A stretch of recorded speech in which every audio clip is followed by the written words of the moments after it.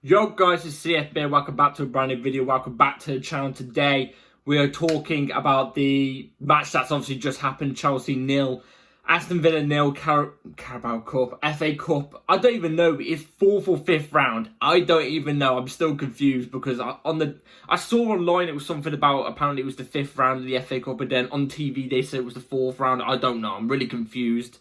So yeah. Let's get straight into this because there's a lot of talking points here, and I've got to say, not good ones in my opinion. In my opinion, not good ones. So yeah, before we get into it, please like, subscribe, hit the bell notification so you're notified every time I load a video. Also, first link in the description is my streaming channel. Go and check that out. It'd be very much appreciated because I stream on there quite regularly. And yeah, go and check it all out. It'd be very much appreciated. Honestly, I really do appreciate it. So yeah, let's get straight into it. Let's get straight into this because the match has just finished as I'm recording this. Just a second finished. This is straight off the dome at the head, by the way. Fresh trim and everything like that. You know what I'm trying to say? Looking all fresh. I'm not happy.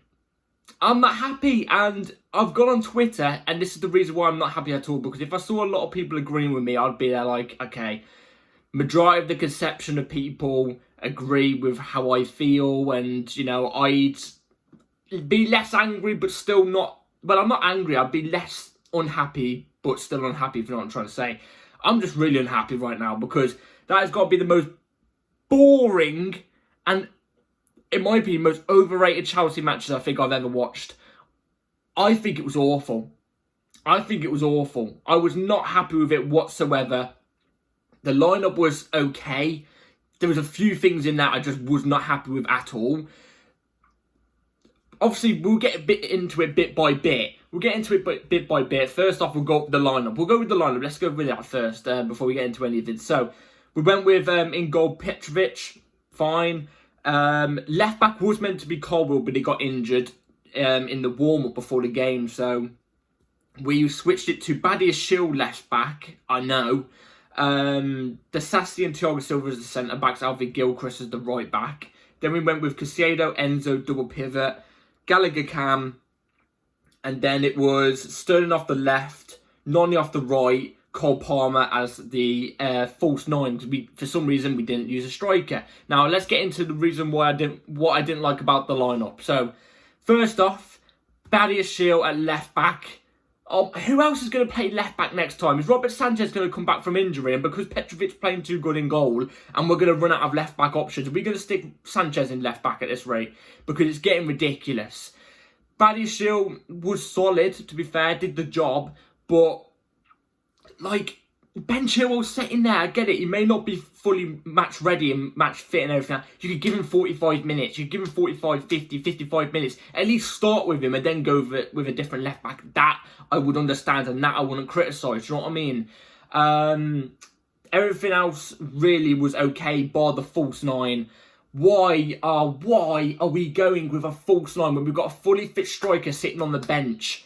We've got a fully fit striker sitting on the bench, yet we go with a false nine Cole Palmer, which we know doesn't work, like we literally saw in the Middlesbrough Carabao Cup semi-final first leg. It went completely wrong, and that's exactly what we saw today. Cole Palmer got many chances, and I don't know if it's because of his positional awareness and stuff like that. Obviously, he's not an ST. He's not an ST, so getting into the positions and stuff like that.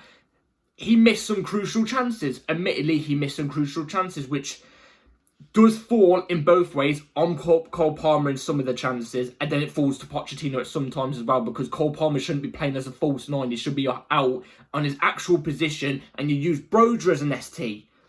Come on, it's common knowledge at this point now, isn't it? It's common knowledge.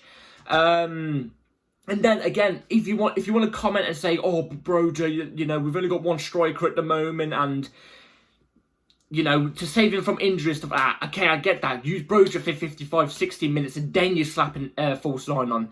That I can kind of understand depending on how Broja's playing. If he's playing amazing and you keep him on, but if he's not doing well at all or he's just doing okay, then I can understand. Do you know what I mean? But we're back to the same old using players out of position all the time. And it's just, it's annoying. It's annoying. It's absolutely bloody annoying. Now let's get into the game because first half, You know what? First half, we was better than Aston Villa. Yeah, I'll admit, we was better than Aston Villa in the first half. But we still wasn't good. Do you know what I will say, though? We had a little bit more spring in our step compared to the last couple of games. Compared to the last couple of games, bar the Middlesbrough game. By the way, I'm not going to count the Middlesbrough game because it's a mid-table championship side. We should be beating mid-table championship sides. We had a little bit more spring in our step compared to the last couple of games. I get that. A bit more intensity and stuff like that. Do you know what I'm trying to say? A bit of Chris Eubank intensity. You know what I mean? But where was the goals? Where was the goals? Where was the style of play? Do you know what our style of play is? It's so predictable and easy to read. That's why we're not scoring goals. Do you want to know the real reason why we're not scoring goals? Don't get me wrong, we don't take our chances on occasions. I get that, but that's the same with other teams. Other teams at least switch up their style of play. Tactically, if they see something wrong, the manager changes something. I never see this. I never see this unless it's a mid-table championship side. That's the only time I see it. I don't want to be negative. I don't want to come on here and be negative, but that's the only time I ever see us change something tactically in a game and then we outplay our teams. But there's always one thing that we always do, is we stay predictable. Pass out around the back line. Get it to the midfield maybe sometimes, and then when you guess what we do? Never guess what we do next. We pass it out wide, and then, maybe if there's not an option in the box or a low cross into the box, we then go backwards and then switch it to the opposite flank. And then if there's not an option there, we go backwards and switch it to the opposite flank. Or sometimes we go backwards and then switch it to the exact same flank. And then what do we do then? When there actually is an option in the box? You cross it, obviously, which I completely understand. You cross the ball when there's an option in the box. Not every single bloody time. You can't keep on going out far to the wing every single time and crossing it. You've got to look for something else. Maybe cutting it outside the box, getting a shot off on target. I barely see us shoot outside the box. Shooting outside the box can create a chance for you to then score. I never see it. I never ever see it. I never see us do it. So it's just predictable, but don't get me wrong, we was the better team in the first half. I still think we were pretty average, you know what I mean? We wasn't amazing, but there was a couple of chances in the game where it could have been killed off. Admittedly, when Aston Villa's centre-back, Langley, I don't know what his name is, passes it to Cole Palmer, and he taps it at the keeper. He should be smashing that in. Do you know what I mean? Chip it, hit it with a bit more power, but he tries to place it. That I won't blame on the manager. That's Cole Palmer. He should be doing better there. No matter what position you're in, you should be slotting that home, admittedly. But, also in the first half, Aston Villa had one of their goals called off, and it was only called off because it was a handball, and it was only slightly by a handball. So we've got to thank for that, even though it was a handball, don't get me wrong. But Aston Villa's going to score in the first half as well. So you're looking, if both chances were taken, it could have been 1-1 in the first half. But if my auntie had wheels, she'd be a bike. Do you know what I'm trying to say? If buts and maybes. Let's be real here. If buts and maybes. Let's actually take our chances. Let's actually go to a game and come out of a game and go, okay, I saw the style of play. I saw that we were trying to change something up. It wasn't always just pass around the back, out to the wide. You know what I mean? Just change it up. Second half was atrocious. Second, I think that's a bit harsh. I think that's harsh by me. Second half was Aston Villa were the better team, and we just wasn't. We did not come out in the same intensity as the first half, and even if we did, I think it would have been a bit of a 50-50 second half. Do you know what I mean? But I think Aston Villa were better than us in the second half. They had big chances. In fact, I think Aston Villa had the better chances all round all game than us, bar the Cole Palmer chance. I think Aston Villa had way more better chances than us. Way more better chances than us. They actually created it. The thing with Aston Villa as well is, they went with a different style of play. On occasions, they pass it out wide and they look for a cross. But sometimes when they pass it out wide, they play tiki-taka to make their way into the box or something like that. Not pass it out wide and cross it in. Do you know what I mean? There's actually a style of play when you see them play. You think, oh, okay, they actually look like they're going to score here. After 20 minutes, I knew we wasn't scoring. After 20 minutes, I knew we wasn't scoring. For the whole, not for the whole game, but I knew we wasn't going to score. The only way we was going to score if it was from a mistake. That was it. That was it. Or some sort of individual brilliance that's bailed us out for the last couple of weeks. That's it. Like I said, I don't want to come on in and be harsh, but it's just getting sickening to watch. Because if you want to trust the process, You've got to see a vision. You've got to see some sort of vision, some sort of style of play, at least something you can trust. Even if you come 7th or 8th or something like that, and you can see something, you can go, okay. Like, I hate to bring this up, but Jurgen Klopp in his first season at Liverpool didn't finish high, but there was something there. There was something to build on, and Liverpool fans backed it. And look what happened. He's become on to be a decent Premier League manager. I say decent. He is a great Premier League manager. Let's be real here, Jurgen Klopp. As much as I dislike him and dislike Liverpool, he is a really, really good manager because he's shown signs of it. I don't see signs here. I do not see signs here at all. And it speaks volume when, by the way, I think Petrovic does deserve a lot of praise. I think Petrovic is a brilliant keeper, and I think he will be a brilliant keeper in the next couple of years. I think he was a great scouting buy from our scouts and stuff like that. Do you know what I mean? I think he was a great buy, and I think he'll be our number one. But it speaks volume when everybody on Twitter is not even speaking really about the game, bar obviously a few people going, oh, you know, we played brilliantly. I don't know how some people were saying that, but, you know, bar people saying we played brilliantly and stuff like that in the game. Majority of the people, after just mentioning that we played brilliantly in the game, they wouldn't mention anything else, like any style of player or anything like that. No, they'd bring up the goalkeeper and go, oh, Petrovic, man of the match, what a brilliant buy he was from Chelsea. Don't get me wrong, I agree with you. I think he's a brilliant buy. I really like Petrovic. But doesn't it speak volumes? Especially in that second half, doesn't it speak volumes? Petrovic was our saviour. We could have lost that game. It speaks volumes. I don't want to come on here and be a villain. I don't want to be coming on there and being a villain. I want nothing but to see my team succeed. I want to watch Chelsea Football Club and trust the process with a manager and a team and look at us and go, yeah, we can build on this. Like I said earlier on in the video, I do not see this with this manager. Do not see this at all. And some of these players are not good enough as well. Some of these players aren't good enough whatsoever as well. But that'll be a separate video for another day if another result goes wrong. Do you know what I mean? But we've now got a replay with them in the FA Cup again, which means that's another extra fixture, and if we go through in that FA Cup, we've got to play catch-up with the other FA Cup teams and stuff like that. Obviously, some other clubs have replays as well, but that's another extra game we've got to fit in as well, which means more fatigue for some of our players, which means more injuries. Do you know what I mean? And there's one thing I do not like as well. Two things, actually, before I move on to the player ratings. I'm sorry, I'm going off. One thing, Pochettino's subs.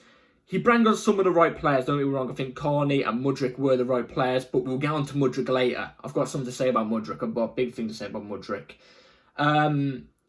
They come on so late, though. That's the thing. They come on so late. He made one sub and then waited until like the 75th or something like a minute, or the 80th minute, to make the rest of the subs. We're 0-0. We're chasing the game at home. You need some sort of impact. He brings on the players and he doesn't give them the right tactical instructions. And this is the thing, against teams like Middlesbrough, you will see the difference. You will see the difference because, let's be real here, there's a big gulf in quality between Chelsea and Middlesbrough. No offence to Middlesbrough, like I've always said. No offence. Chelsea Football Club, Middlesbrough, you see the difference. Now we're up a level against a team that is actually doing really, really well. You know, Aston Villa, they've done really well this season. And Chelsea, like I said in my preview yesterday, today you'll see if this is a real test. Aston Villa didn't properly turn up today. You can't even tell me Aston Villa properly turned up today and they still got a draw at our ground. They didn't turn up. So we've got to go to their ground where they're undefeated at home in their last 15 games. We've got to go to that ground. You see where I'm coming from? We should have killed this game off. And that comes down to the players and it comes down to the manager as well. So, yeah, there's that. And, yeah, I forgot what my next point was, to be fair. I've got to be honest. I was just rattling off my head, really. I've got to be honest. So, yeah, let's move on to the player ratings. So, Petrovic, I'll give him a 6. No, I can't give him a 6.5. I've got to give him a 7. I don't know. 6.5. I'm giving it a 6.7. Screw it, we're going to go random. 6.7. I think, like I said, I think he saved us in that second half. I think he was really, really solid, made some crucial saves. I like his distribution as well with Petrovic. He doesn't like try pass around the back and do the silly passes. No, if he sees danger, you just boot it. Do you know what I mean? He just boots it up. So, fair play to Petrovic. Badiashile left back, like I said, I don't think he did that much of a bad job, really. It wasn't surprising or anything either. I say Badiashile was a 5.5. I think it was a 5.5. Thiago Silva, solid, 5.5. Same with Disasi, I think was a 5.5. Alfie Gilchrist, I think was a 5. I think he was really, really decent. This was a great game for him. This was a great game for him because we could see him actually against a decent Premier League side. And he had a relatively decent game going forward. He made some crucial tackles as well. Got to remember, right back's not even his position. He's a centre-back. He's a natural centre-back, and he actually does quite a decent job.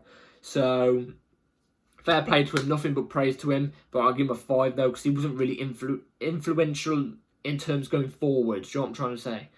So, yeah. Who else was there? Enzo, good in the first half, quiet in the second half. I think he had a lot more men around him. That's when I think Aston Villa made a tactical change, which Pochettino didn't even counter with. Never made a counter, this is what I'm trying to say. Straight away from the get-go, second half, Aston Villa had 3 men always around Enzo, which they didn't do in the first half. They had 3 men always ready to pounce on Enzo because they knew Enzo was creating and, you know, getting the team clicking and stuff like that. Pochettino doesn't even make any tactical change, I don't know. But I say Enzo was a 5.5. Caicedo was solid, honestly. I think Caicedo was really, really good. I think I'll give him a 6. He was breaking up a lot of play. I got a bit worried in the first half because he looked like he got injured a couple times, but it was fine. He was limping a couple times as well, but like I said, towards the game, he got fine.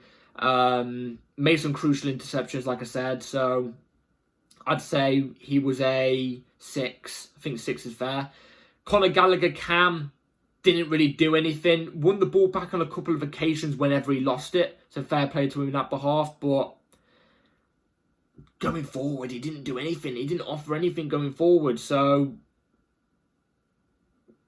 5. Sterling out on the left.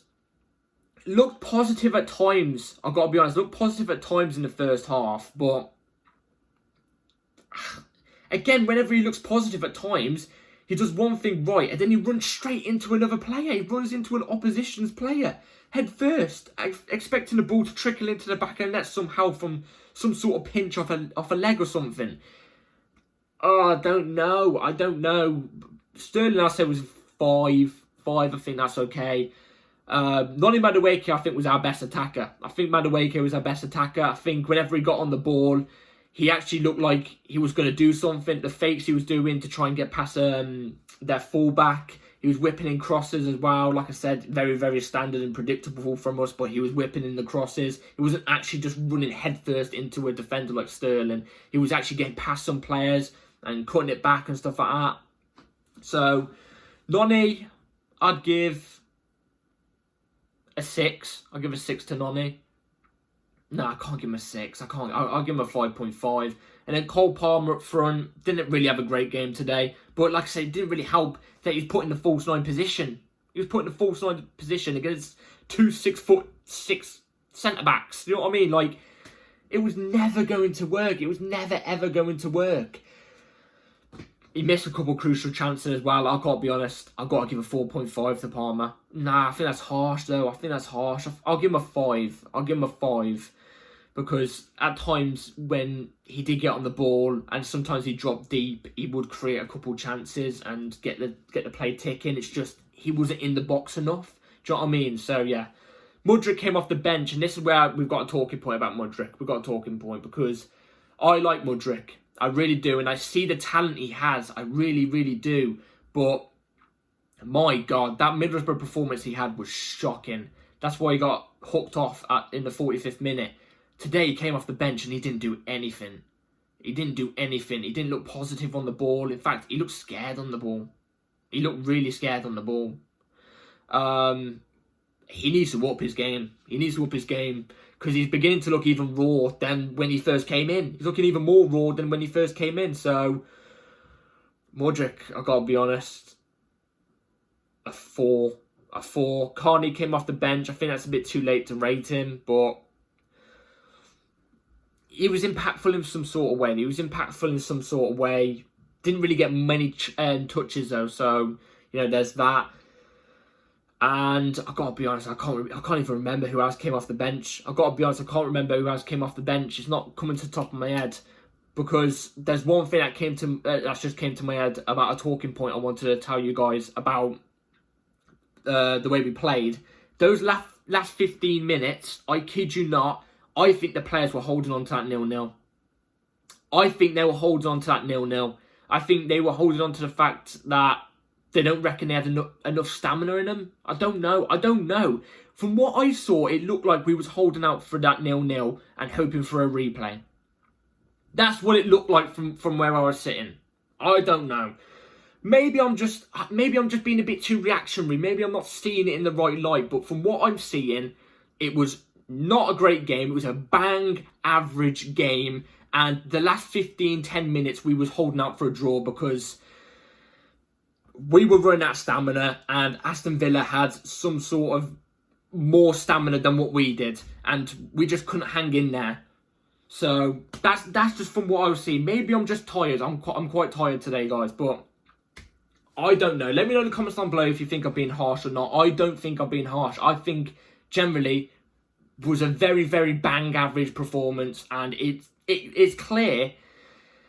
With Aston Villa clearly not turning up, they didn't turn up today. This wasn't the best Aston Villa side. When we're playing them at home, at their ground, you can bet your bottom dollar they're going to turn up. They're going to turn up. They've won their last 15 games at home on the bounce. You think we're going to win there? I don't know. But straight back, in my opinion, this is straight back down to square one, even though we haven't lost. So, yeah. Like I said, maybe I'm just being reactionary. Maybe I am. Maybe I'm just a bit tired. I don't know. But I'm not happy with that performance whatsoever. Not at all. So, yeah.